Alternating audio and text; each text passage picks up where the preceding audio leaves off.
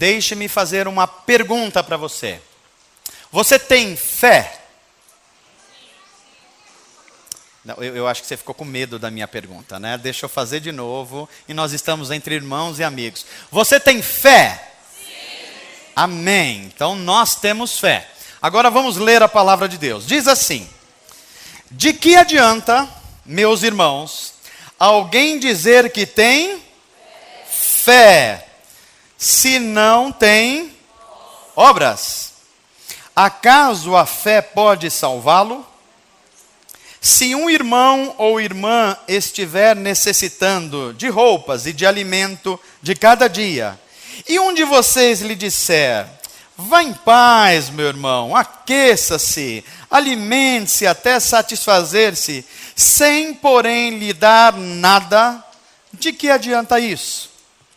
Assim também a fé, por si só, se não for acompanhada de obras, está morta. Amém. Feche os seus olhos, vamos orar. Deus, nosso Pai amado, te agradecemos pela tua palavra. Ela sempre cumpre o seu objetivo. E que seja nessa noite aquele de nos transformar, aquele de nos fazer mais parecidos com Jesus Cristo. E nós precisamos da ação do teu Espírito Santo, para que a gente vá muito mais além, para que o Senhor nos leve muito mais além, e que a gente te conheça mais e melhor. E te conhecendo mais e melhor, possamos imitar Jesus Cristo em tudo que nós fizermos. E que recebendo essa doce presença do Espírito Santo, nós possamos ser empoderados para curar e sermos curados, para libertar e sermos libertos, para ministrar e sermos ministrados, enfim, para servir no reino de Deus e ser abençoados nesse mesmo reino. Assim nós te pedimos, em nome de Jesus, para a tua glória. Amém. Amém. Meus amados, na década de 80, havia um comercial de televisão que dizia assim, se você lembrar, é que você já passou da adolescência, tá? Dizia assim: não basta ser pai, tem que... essa gente aí tem 40 anos, por exemplo, que falou isso aí, pelo menos, né? Não basta ser pai, tem que participar. Não basta ser remédio, tem que ser, aí é uma marca. Nós não vamos fazer propaganda aqui, né? Mas é uma marca. O que estava querendo dizer aquela ideia? Estava querendo mostrar, por exemplo, a empresa que vendia o remédio, que algumas coisas, elas não podem viver só da aparência. Ela tem que ser uma realidade.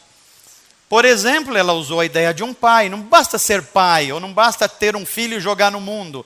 Tem que participar, tem que cuidar, tem que educar, tem que participar do crescimento, tem que participar de tudo isso. Porque aí alguém vai olhar e falar: esse é um pai de verdade. Não vai dizer: esse é um pai ausente, esse não é um pai, ou coisa do tipo. A ideia era essa. Se a gente trazer essa ideia desse comercial para os dias de hoje, a gente poderia fazer uma pergunta e dizer assim: o que é que significa ser um cristão? O que é que significa exatamente ser um discípulo de Jesus? Eu não sei o que você responderia exatamente, mas deixa eu colocar algumas perspectivas aqui do que para muita gente é ser cristão até nos dias de hoje, mesmo diante das várias versões da Bíblia Sagrada, da eletrônica, ou seja, a gente pode ler a Bíblia de muitas formas hoje, mas mesmo assim, as pessoas ainda têm uma ideia, no mínimo, estranha sobre o que é ser cristão. Por exemplo, para muita gente, ser cristão, ou ser crente, ou ser evangélico, significa não fazer algumas coisas, ou não fazer muitas coisas. Por exemplo, cristão não mente, verdade ou mentira? Você ficou com medo de responder? Não é possível um negócio desse. Cristão não mente, verdade ou mentira? Ah, sim. Então, ser cristão é não fazer, é não mentir. Cristão não odeia, é verdade ou mentira? Verdade, eu espero que você tenha dito que é verdade. Cristão não odeia. Cristão não se embriaga. Verdade ou mentira? Verdade, cristão não fica aí dando vexame, caindo por aí, o cachorro lambendo a boca dele lá não sei aonde, caído na sarjeta. Não, cristão não faz isso. Cristão não se prostitui, verdade ou mentira? Prostituição só tem a ver com sexo? Ah, vocês estão atentos. Cristão não comete adultério, verdade ou mentira? Verdade. Veja, tudo isso que nós falamos é verdade. Cristão não deve fazer nada disso. Mas essa definição de cristão tem um problema.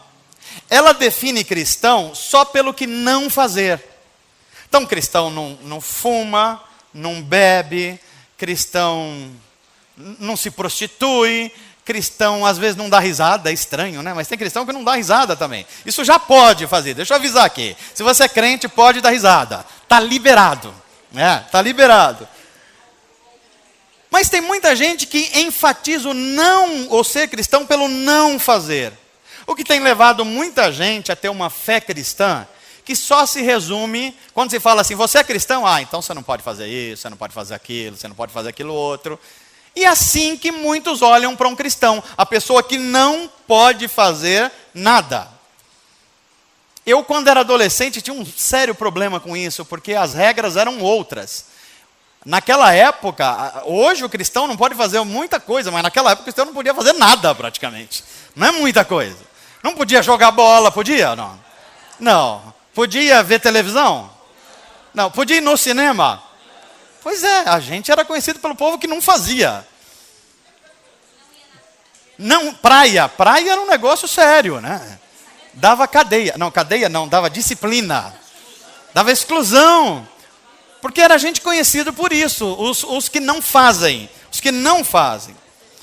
Ocorre quando a gente volta para a Bíblia Sagrada, a gente é confrontado que ser discípulo de Jesus tem muito pouco a ver com não fazer algumas coisas, e tem muito a ver com fazer e fazer bem uma série de coisas que levam à transformação pessoal, à transformação do interior, à transformação da mente, à transformação dos ambientes. Ser cristão é ter uma fé proativa.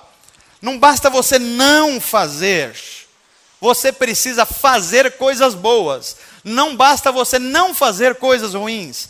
Você precisa demonstrar com a sua vida que o evangelho de Jesus que você está propondo às outras pessoas já começou transformando você. Então, por exemplo, não basta não mentir para ser cristão. É preciso amar as pessoas como se não houvesse o amanhã. Olha que lindo, eu estou até cantando hoje. O cara sabia das coisas quando ele escreveu isso. Imitou Paulo, né? E fez uma música bonita. Não basta apenas a gente não odiar, é preciso amar. Mas não basta também a gente não se embriagar e falar, olha, porque eu não bebo, eu não tomo cerveja, eu não tomo vinho, então eu sou crente. Não. Ser cristão é ter lucidez em todas as dimensões da vida. Não é porque você não bebe só que você é crente. Você não precisa estar embriagado com outras coisas também. Com materialismo, com consumismo, com um monte de coisa ruim que a gente pode se embriagar. Ser cristão não basta apenas a gente não se prostituir. Claro que você não deve se prostituir.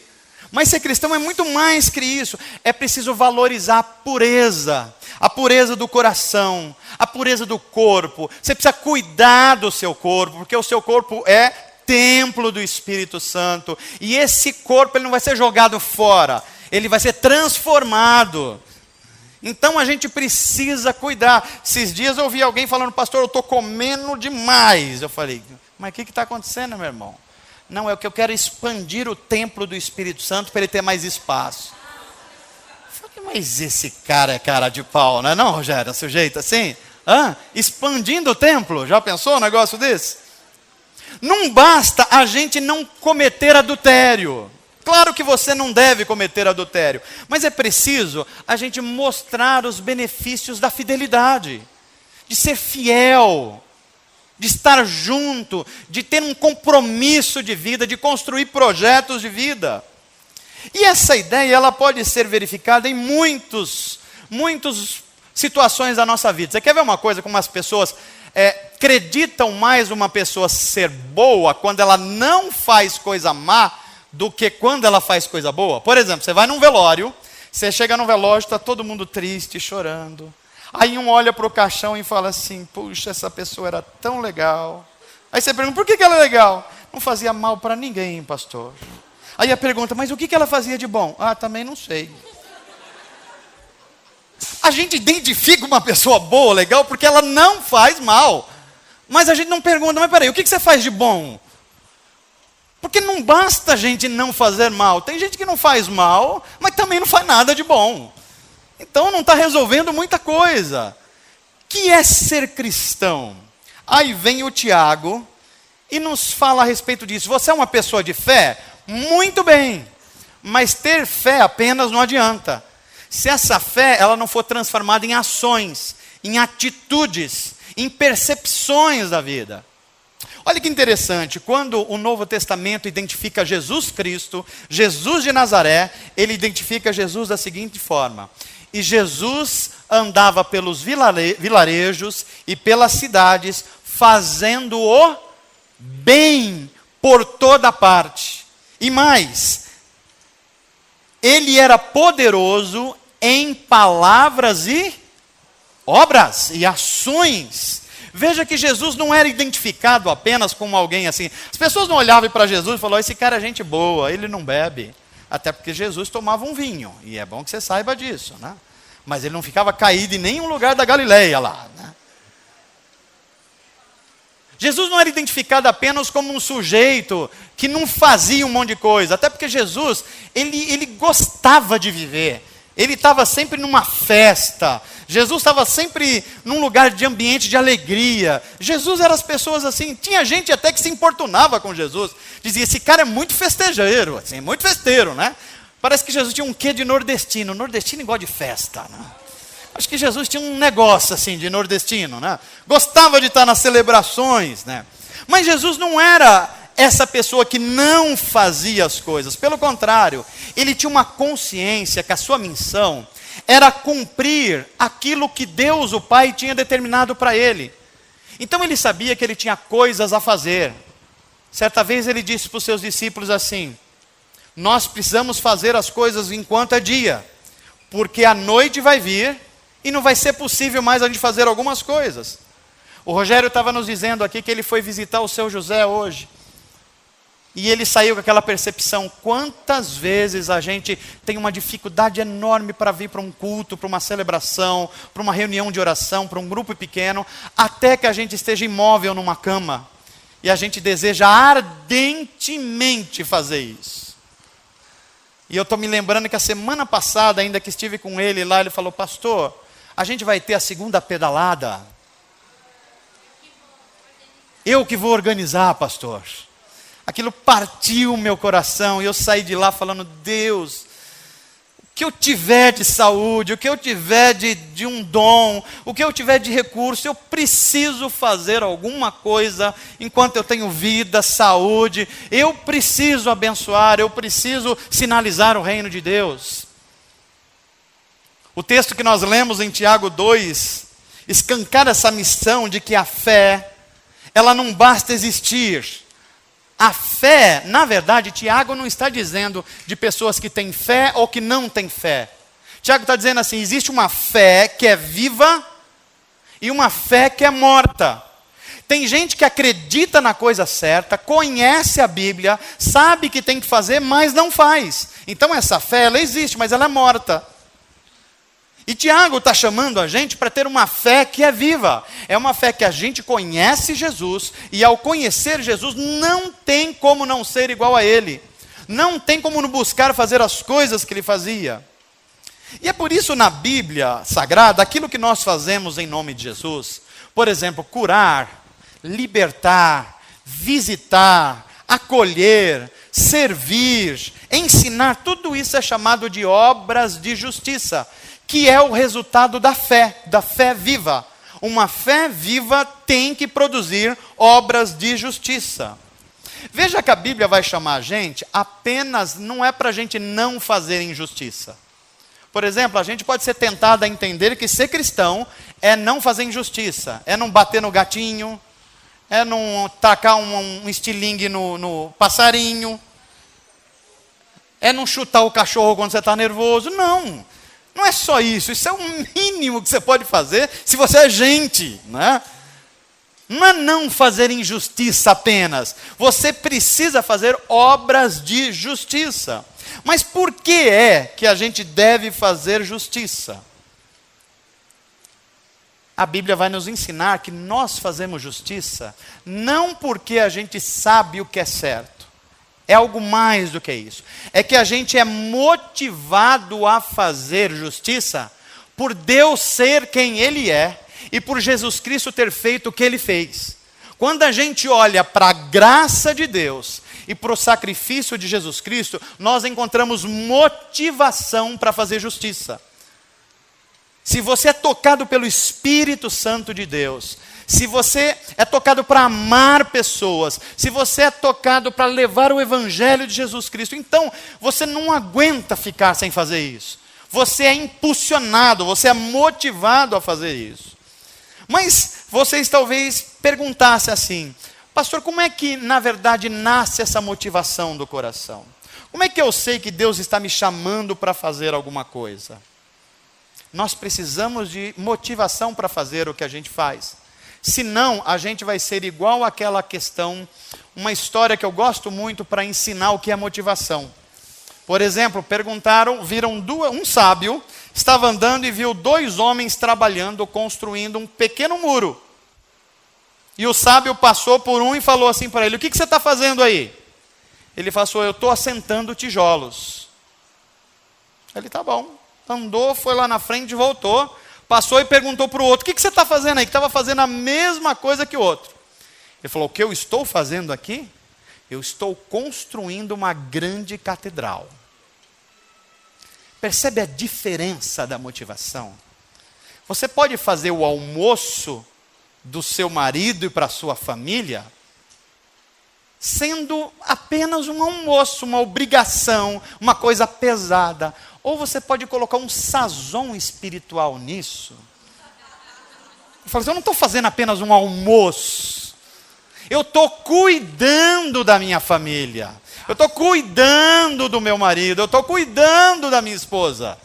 Veja que a motivação é diferente. Você pode sair para o seu trabalho amanhã e falar assim: mas que porcaria de segunda-feira. Vou ver aquele chefe chato. Vou ver não sei quem, aquela chefe que é endemoniada. E você pode sair com essa cabeça. Ou você vai falar assim: olha, eu vou sair para o trabalho, as coisas não estão fáceis. Jesus disse que no mundo a gente teria aflições, mas Ele mandou a gente ter bom ânimo. Então eu vou lá para abençoar e ser abençoado nesse dia de trabalho. A motivação é outra. E é isso que é fazer obras de justiça na Bíblia Sagrada. Em primeiro lugar, por que é que eu devo fazer justiça? A Bíblia vai nos ensinar que eu devo praticar a justiça. Olha que coisa interessante. Para honrar a imagem de Deus impressa em cada ser humano. A Bíblia Sagrada em Gênesis 1 vai dizer que Deus criou o homem a sua o quê, gente? A sua imagem. Ou seja, que coisa interessante, o Deus Criador foi criando todas as coisas, criou as árvores, criou o mar, criou a porção seca, criou os animais, tudo Deus criou. Mas só quando chega no ser humano que a Bíblia vai dizer assim: e Deus criou o homem, mas com um detalhe, criou o homem à sua imagem. E se Deus criou o homem à sua imagem, a ideia é que Deus, Ele trabalhou com uma espécie de um trabalho artístico meticuloso. Os seres humanos, eles não são obras do acaso. Você não nasceu por acaso. Você não está aqui por acaso. Você não está na sua família por acaso. Deus tem propósitos nisso tudo. Eu não estou falando de um determinismo, não, porque não é disso que a Bíblia está dizendo. O que a Bíblia está dizendo é que Deus é capaz de suscitar o bem até do mal. Você crê nisso?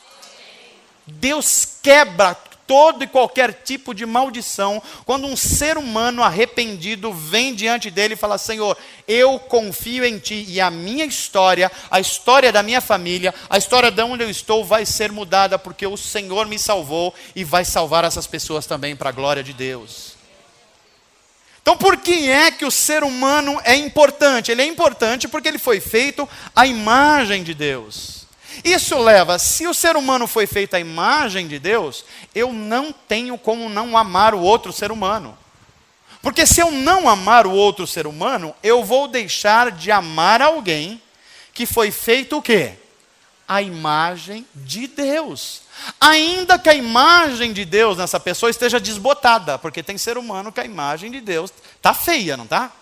Meio corrompida, meio suja, meio estrupiada, mas ainda assim há resquícios lá. Porque a Bíblia vai dizer que Deus amou o mundo, não amou a igreja, não amou os crentes, não amou os cristãos, Deus amou o mundo. Então até o ser humano na seu pior momento, ainda há resquícios da imagem de Deus lá. O C.S. Lewis, que é um autor que escreveu, por exemplo, Crônicas de Nárnia e tantas outras coisas boas, ele vai dizer assim: não existe pessoas comuns. Toda vez que você está diante de um ser humano, você está diante de alguém que de alguma forma reflete o próprio Deus ou a imagem de Deus. Não é fantástico isso? Mas a palavra imagem também significa outra coisa. Além dela significar algo que foi criado, como um artista cria uma obra, também significa ser parecido com. E aqui traz uma responsabilidade enorme. Por exemplo, assim como o filho é parecido com o pai, e tem filho que é um negócio sério, né? Parece tanto com o pai que você olha o filho e fala assim: é a cara do pai. Olha o narizinho, né? Olha a orelhinha, ou orelhona, dependendo do caso. Então a gente vai identificando por quê? Porque os pais transferem os traços para o filho. E é isso que a Bíblia está dizendo. Assim como um filho parece com o pai, nós parecemos com Deus, mesmo que a imagem dele esteja desbotada em nós. Você quer ver uma coisa como você parece com Deus? Por exemplo, a inteligência que você tem foi emprestada para você por Deus. O poder de raciocínio que você tem, você compartilhou isso de Deus. A capacidade de criar coisas, trabalhar e transformar, Deus compartilhou isso com você, a imagem de Deus em você. Todas essas coisas, por exemplo, a ideia de certo ou errado. Tem coisas que ninguém precisa falar para você que está certo ou está errado. Você sabe que está errado ou você sabe que está certo. Da onde veio isso? Do próprio Deus. Está plantado dentro de você. Você pode estar sozinho, ninguém olhando para você, mas se você for fazer uma coisa errada, você sabe que é errada. Porque Deus compartilhou esse senso moral com você. Beleza, identificar beleza. A gente olha uma obra de arte e fala assim: como isso é maravilhoso. Aí alguém pergunta: mas é maravilhoso em relação ao quê? Aí você fala: bem, eu não sei, é porque Deus compartilhou isso com você. O senso de apresentar o belo, de apreciar o belo. Esses dias, um tempo atrás, por exemplo, alguns jornais de São Paulo mostraram um mendigo que sabia fazer poesia. Aí você fala assim: mas é um mendigo que está jogado na rua, está jogado às traças. Mas como é que pode sair poesia de lá? Porque a imagem de Deus está no ser humano, mesmo quando ele está caído. Então por que eu devo praticar justiça e amar ao próximo? Porque a Bíblia fala para eu amar o próximo como a mim mesmo. A imagem de Deus está em mim? E a imagem de Deus está no outro? Então eu amo a mim mesmo? Ou você se ama a si mesmo? Eu espero que sim. Se você se ama a si mesmo, esse mesmo amor precisa ser compartilhado com a outra vida pelo mesmo motivo. Porque a imagem de Deus também está lá naquela pessoa. E é por isso que Jesus vai dizer: ame ao próximo como a você mesmo. Porque da mesma forma que a marca do Criador está em mim, também está naquela criança no farol, também está no mendigo lá no Ceasa, também está no sem-teto, também está no imigrante que chegou. A imagem de Deus está lá, e é por isso que eu preciso praticar a justiça. Por quê? Porque Deus ama a justiça e socorre o necessitado. Amém, gente? Levanta sua mão e diga assim comigo: Senhor Jesus, me ensina a praticar atos de justiça com o meu próximo, porque nele também está a imagem do Criador. Amém, gente? Mas a Bíblia também vai me dar um segundo motivo, que deve ser a minha motivação para praticar a justiça. Não é só porque eu acho que é certo. A Bíblia vai me ensinar que praticar a justiça, eu devo fazê-lo, porque é uma forma de eu reconhecer uma coisa que você vai achar talvez difícil, mas presta atenção. Quando eu pratico atos de justiça, eu estou reconhecendo que Deus é o proprietário de todas as coisas. Vou repetir aqui. Eu sou incentivado a ministrar justiça ao mundo, justiça generosa. E o motivo pelo qual eu faço isso é porque eu devo reconhecer que Deus é proprietário de todas as pessoas e de todas as coisas. Eu sei que eu estou falando aqui, se choca com a mentalidade da sociedade atual. Porque eu e você já fomos bombardeados só no dia de hoje com um monte de propaganda. No jornal, na internet, na TV, de que você precisa ser exclusivo. Compre o carro X que você vai ser melhor que o outro. Compre a casa X no bairro X que você vai ser melhor que o outro. Compre o produto X que você vai se destacar em relação ao outro. Mas o que a Bíblia vai dizer, olha, essa ideia é uma ideia maligna. Porque o mundo é de Deus. O salmista vai dizer assim: ao Senhor pertence a terra e tudo o que nela existe. Tudo inclui o quê? Inclui o quê, gente? Tudo. Inclui a nossa casa? Inclui os nossos bens? Inclui os nossos dons? Inclui o nosso tempo? Pois é, tudo é de Deus. Mas você vai falar: imagina, pastor, eu decido o que fazer, eu decido o que comprar, eu decido o que fazer com o meu tempo. Na verdade, não é que você decide, é que no Gênesis está escrito que Deus deu aos seres humanos, através de Adão e Eva, o domínio sobre as coisas, mas não disse que deu a propriedade sobre as coisas. Então o seu conhecimento, o seu tempo, os seus bens, os seus dons, tudo isso está no seu domínio, mas você não é proprietário deles. Pastor, então quer dizer que o meu conhecimento que eu adquiri fazendo a faculdade, fazendo a pós-graduação, fazendo o doutorado, não é meu exatamente? Não é seu exatamente não. A prova é que se Deus tirar um fiozinho da sua vida, você nem levanta amanhã, então não é seu. Ele está compartilhando com você. E se ele está compartilhando com você, ele tem objetivos para isso. Ou seja, o que Deus nos deu foi o domínio. Deus olha para Adão e Eva e fala assim: olha, vocês vão dominar sobre as aves do céu, sobre os peixes do mar, sobre a natureza. O que é esse domínio? O domínio é eu pegar e destruir o rio doce e tornar um rio de lama, é isso que é o domínio? Dominar é cortar todas as árvores de um lugar e construir um monte de concreto e ferro, é isso que é domínio? Não é. Domínio é responsabilidade. Da mesma forma que eu falo assim, um pai deve ter o domínio sobre os seus filhos. Eu estou dizendo assim, um pai deve cuidar saudavelmente do seu filho, porque é a responsabilidade dele, está no seu domínio. Então, nós devemos praticar a justiça, porque a gente precisa reconhecer que de Deus são todas as coisas. E algumas dessas coisas Ele me deu sobre o meu domínio, para eu ser uma palavrinha que é muito interessante, para eu ser mordomo. Vocês já viram um filme de mordomo aqui alguma vez na vida? O que faz um mordomo? O mordomo é aquela pessoa, naqueles filmes americanos e europeus, aquelas casas enormes, o sujeito cuida de tudo. Ele cuida da hora do almoço, ele cuida da roupa, ele cuida dos horários, ele cuida de pagar as contas, mas ele é o proprietário da terra e da casa? Não é, ele é apenas o quê? o administrador. Assim é a nossa vida, assim são os nossos dons, assim é o nosso tempo. Nós não somos donos deles, nós somos administradores.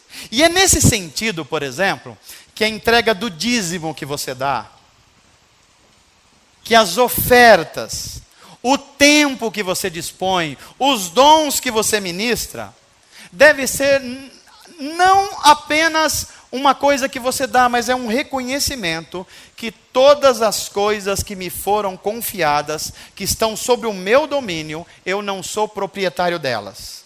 E por isso eu devo ministrar a justiça com todas essas coisas. Amém, gente? Você está entendendo o que eu estou dizendo aqui? Então levanta sua mão comigo e diga assim: Senhor Jesus, me ensina a reconhecer, eu não sou proprietário de nada. Essas coisas estão apenas no meu domínio, para o uso correto, para o meu bem e para a glória de Deus. Amém, gente? Mas a Bíblia também vai dizer que eu devo praticar a justiça tendo como motivação, olha que coisa interessante. Terceiro lugar, vamos ver se você está atento. Primeiro lugar, por que é que eu preciso praticar a justiça? Pastor, o senhor falou agora há pouco. Mas deixa eu ensinar para você não esquecer mais. Sabe aquele seu vizinho chato do lado? Que faz muito barulho? Que toca funk de vez em quando? Então, aquele cara chato. Pois é, o que a Bíblia está dizendo é que esse cara ruim, chato, desajustado, ainda assim tem um pouquinho da imagem de Deus naquele sujeito, você precisa amá-lo também. Você não vai esquecer mais agora. Ou seja, eu manifesto atos de justiça porque a imagem de Deus está no sujeito difícil. Porque eu também sou difícil em algumas coisas. É ou não é verdade, gente? Você é tranquilo e sereno todos os momentos? Ou tem dia que você amanhece azedo? E alguém tem que suportar você. Por exemplo, graça de Deus. Deus deu graça para alguém para suportar você. Pelo mesmo motivo, você deve suportar os outros também. Segundo lugar, eu devo manifestar a justiça. Por que mesmo, gente? Porque eu aprendi que eu não tenho nada. Eu apenas exerço administração sobre as coisas, porque Deus é o proprietário de todas as coisas. Você quer ver a prova que você não é proprietário de nada? Deixa eu chocar você. Se você já tem 30 anos de idade, para cima, daqui a 60 anos no máximo, você não tem mais nada. Entendeu o que eu estou falando aqui? No máximo, 60 anos você não tem mais nada. Chocou você, eu sei que chocou, né? Mas é importante que a gente compreenda isso, do que a Bíblia está falando. Que você está de posse de algumas coisas que você está usando, mas daqui a pouco elas não vão ser mais suas. Sabe lá Deus com quem vai estar e que uso vai fazer. E você não vai ser mais dono dessa coisa. Porque a Bíblia diz que nu nós chegamos ao mundo e nu nós vamos partir dele. Nós chegamos como pó e vamos voltar ao pó.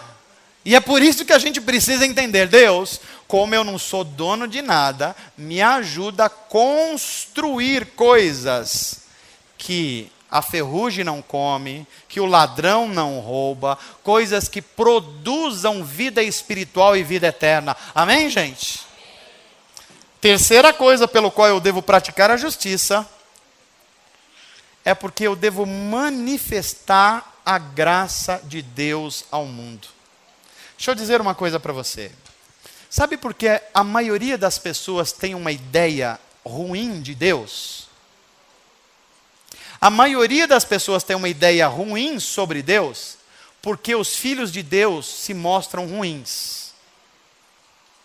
Esses dias eu estava conversando com um rapaz que era ateu. Um ateu. Ele pediu para bater o papo, eu falei, vamos, eu gosto dessas coisas. Vamos bater um papo. E ele foi falando as razões pelas quais ele era ateu.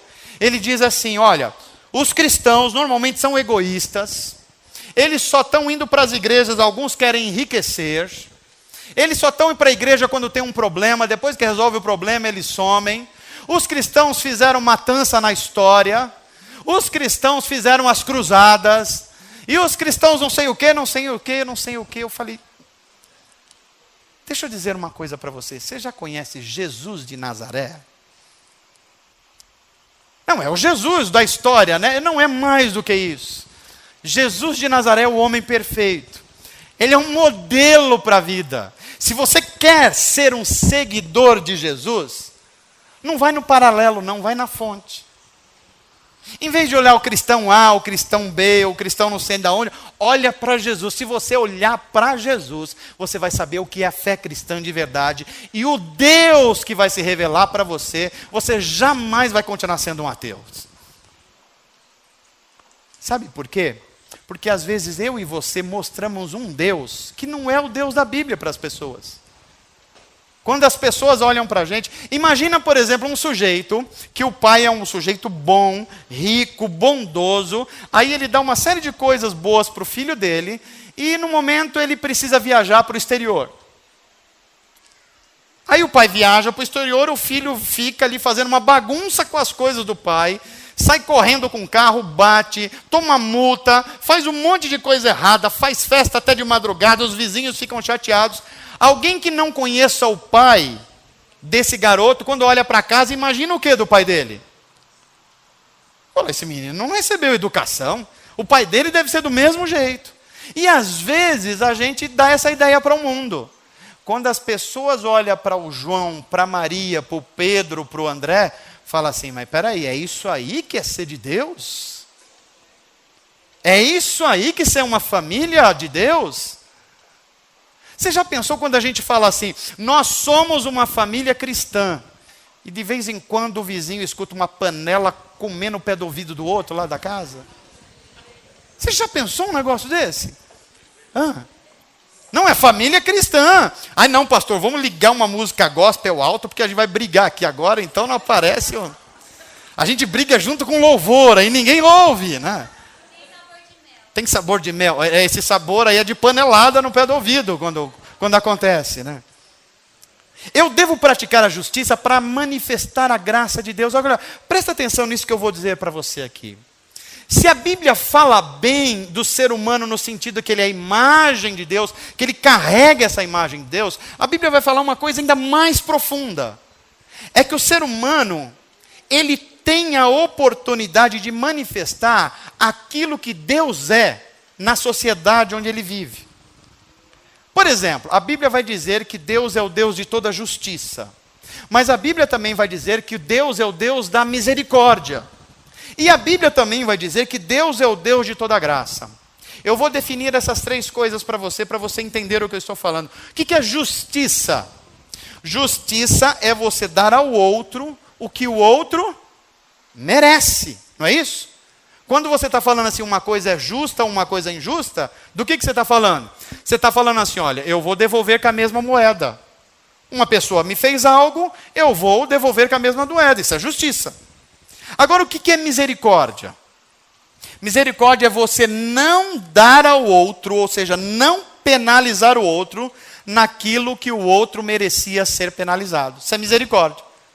O sujeito fez uma coisa ruim, mas você age com misericórdia e você não penaliza uma pessoa que merecia ser penalizado. Isso é misericórdia.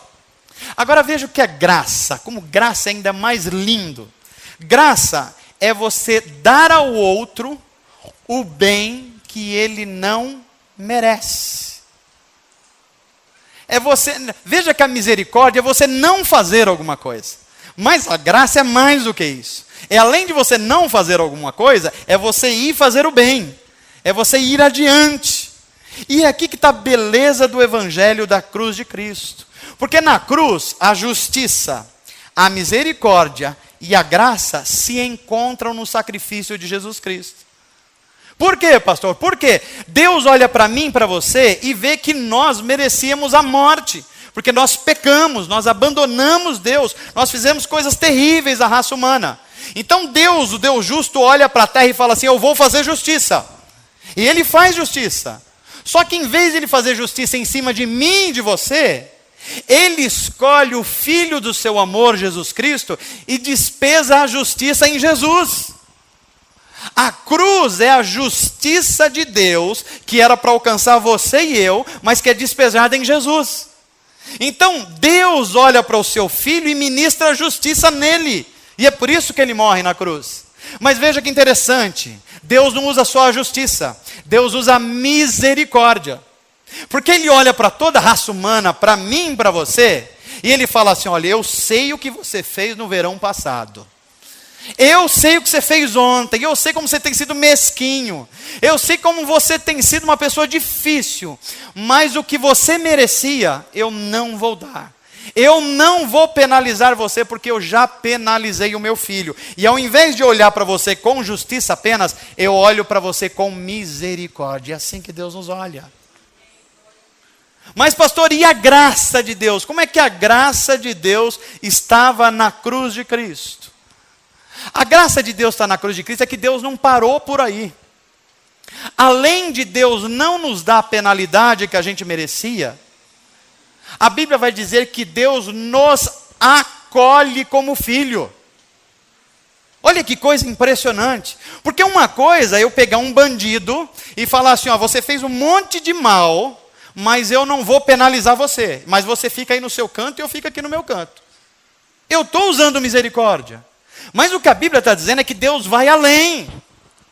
Além de Deus não despejar a justiça dele em mim e você e despejar em Cristo, e além de Deus ter misericórdia, Ele fala assim, olha, eu sei quem você é, mas se você se arrepender, se você reconhecer o meu filho como Senhor e Salvador, todos os benefícios e herança que é do meu filho, será de você também, você vai ser admitido na minha família, a família de Deus, vem para o meu testamento.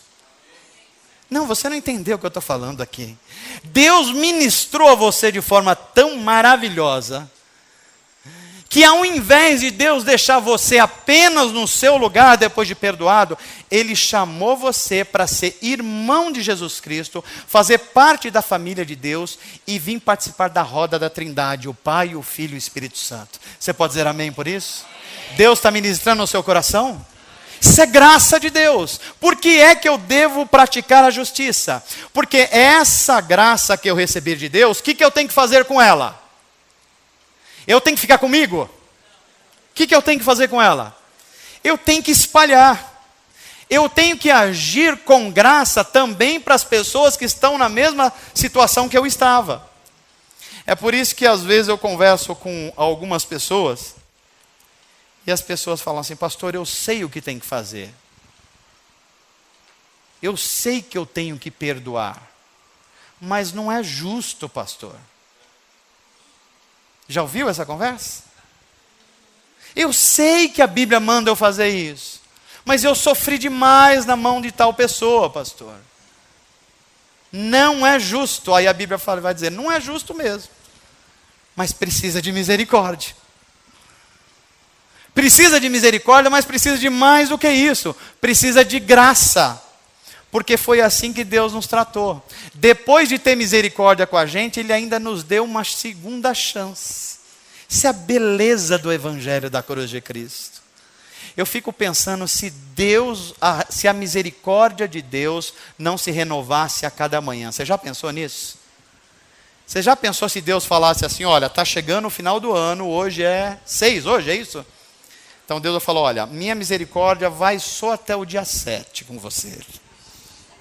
Dia 8 não tem mais renovação de misericórdia. Você já pensou onde você estaria?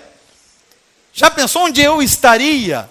Mas Deus não faz só isso. Ele vai mais adiante, porque Ele não só aplica misericórdia, Ele aplica graça. O que é graça? É o favor que você não merece. Aí Ele vai dizer assim, olha, se você se tornar o meu filho, eu quero dar uma garantia para você. Mesmo quando você falhar, mesmo quando você cair, mesmo quando você pecar, se você se arrepender dos seus maus caminhos, eu vou estar com os braços abertos para te receber de novo. E essa não é uma garantia para 2016, 2017, é uma garantia para a vida inteira.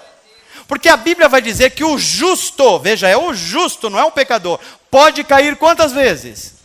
Quantas, gente? Ué, mas justo cai? Justo peca? É disso que a Bíblia está falando. O justo pode cair 7 vezes, mas em todas essas vezes, Deus o levantará. Isso é graça. Isso é favor não merecido. Isso é cruz de Cristo. Aí você fala assim, mas Deus, eu não mereço. Aí Deus fala, eu sei que você não merece. É por isso que é graça. Se você merecesse, não era mais graça. Quando nós praticamos o ato de justiça, a gente não vai praticar porque alguém merece. A gente vai praticar porque a gente está transmitindo a graça de Deus que nós recebemos. Então a gente chega numa casa e vai, por exemplo, sábado que vem, a gente vai falar assim, olha, você tem alguma coisa aí para se juntar a gente, para a gente levar alimento para as pessoas? Aí a pessoa fala assim, eu não vou dar nada para ninguém. Aí você fala assim, Deus te abençoe, que a graça de Deus esteja com você. O que a gente está falando? Que Deus não te fulmine, seu ordinário. A mesma bênção que me alcançou vai alcançar você também. Ainda bem que a graça é de Deus, né? A graça choca a gente, porque quando a gente vai demonstrar esse amor de Cristo com atos de justiça, nós estamos dando às pessoas novas oportunidades que a gente até acha que ela não tem. Mas porque a graça de Deus está sendo ministrada, então você fala assim, olha, Deus está te perdoando de novo. Levanta e anda, o teu descanso não é aqui. Nós vamos juntos no reino de Deus. Nós vamos manifestar a graça de Deus para a glória de Deus. Amém, gente? Eu termino essa mensagem dizendo para você, não basta você saber o que é certo. É preciso você praticar a justiça. E praticar a justiça é a diferença entre uma fé viva e uma fé morta. Não basta você não apenas não fazer o mal, você precisa fazer o bem intencionalmente. Seguir a Jesus é mais do que você saber o que é certo. Tem muita gente que sabe o que é certo. É você imitá-lo em todos os atos da sua vida. Por quê? Porque para Jesus, todo ser humano tinha um valor. Para Jesus, ele sabia que todo ser humano necessitado fora feito à imagem de Deus. É por isso que Jesus chegava num paralítico e fala assim, com compaixão, os teus pecados estão perdoados. É por isso que Jesus olhava para uma prostituta que estava sendo apedrejada, e ele olhava para aquela mulher e falava assim, lá no fundo dela ainda tem uma marquinha de Deus, que as pessoas não estão enxergando, mas lá tem. Então deixa o teu pecado para que não te aconteça coisa pior. Vai, os teus pecados estão perdoados, porque Jesus sabia disso. É por isso que Jesus olhava um paralítico cego jogado na frente de uma cidade e fala assim, hoje é o dia de salvação para você, porque a imagem de Deus está em você. Essa consciência que Jesus tinha, que nada era dele mesmo. Quando alguém chegava para Jesus e falava assim, olha, o senhor é um mestre, o senhor é o rabi, o senhor é um entendido, ele vai dizer, não, mestre, só há um, que é Deus. Ele reconhecia que todo o poder, toda a graça, toda a dádiva emanava de Deus. Eu fico pensando aqui, se os cristãos reconhecessem isso hoje em dia. E esse conhecimento que você tem, não, ele não é meu, ele é de Deus. Ele está sobre o meu domínio e eu preciso ministrar. E essa empresa que você tem, não, ela não é minha, ela é de Deus. E eu preciso abençoar as pessoas de alguma forma. E esse tempo que você tem, não, esse tempo não é seu, ele é de Deus, você precisa administrar isso para abençoar os outros. Você já pensou se a gente vivesse como Jesus de Nazaré vivia? Jesus fazia com que as pessoas conhecessem o Deus de toda graça. Aliás, Jesus foi o único homem da Bíblia que ensinou a gente a chamar Deus de Pai. Você já percebeu isso? Todos os profetas que vieram antes dele ministravam um Deus de justiça, um Deus que era fogo consumidor. Mas Jesus ensinou eu e você a orar assim. Como é que foi mesmo? Pai nosso. Veja que o Pai é nosso. Não é só teu, não é Pai meu. É Pai nosso que está nos céus. Santificado seja o teu nome. Sabe o que significa isso? Que a minha vida imite tanto Jesus de Nazaré, que o teu nome seja glorificado no mundo inteiro. Venha a nós o teu reino, e seja feita a tua vontade. Só agora que ele vai pedir por ele mesmo. O pão nosso de cada dia nos dá, mas primeiro veio o reino de Deus.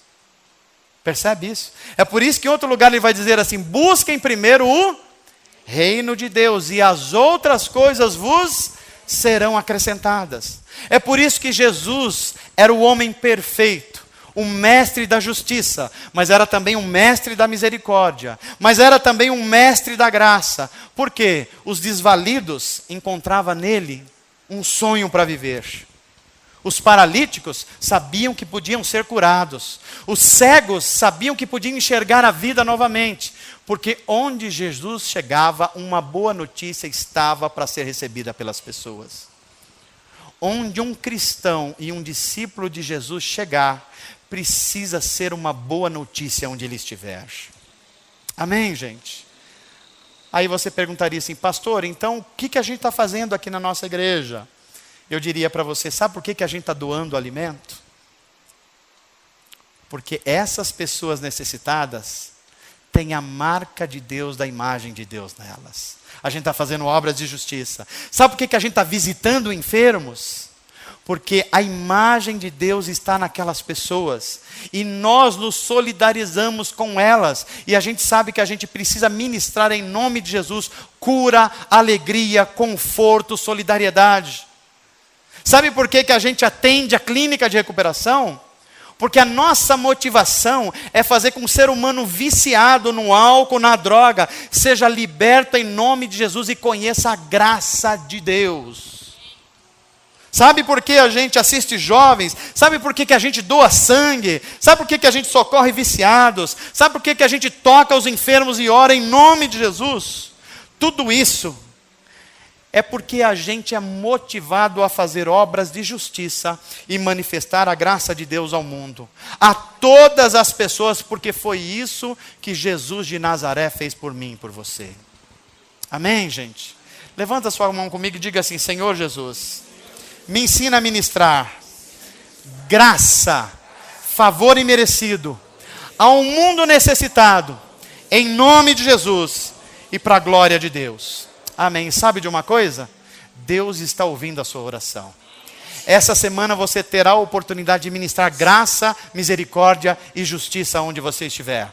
Se abra para o Espírito Santo de Deus. E o Espírito do Senhor vai mover você na direção de necessitados. E o Evangelho de Jesus vai chegar às pessoas na proclamação, mas na manifestação de obras de justiça também. Em nome de Jesus, para a glória de Deus. Amém. Que Deus te abençoe em nome de Jesus.